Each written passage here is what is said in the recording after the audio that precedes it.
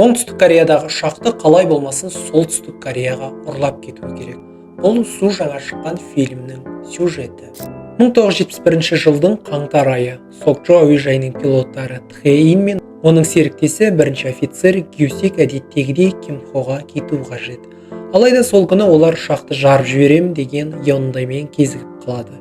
Егер пилот оның талабын орындаса, ол ұшақты жарып жібермейді.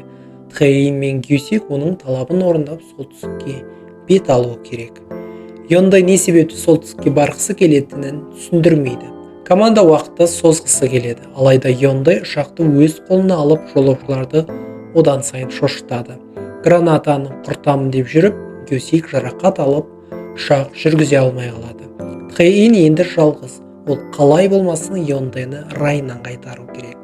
Тхэ Ин мен экипаж мүшелері қалай болмасын Йондайны тоқтатулары керек.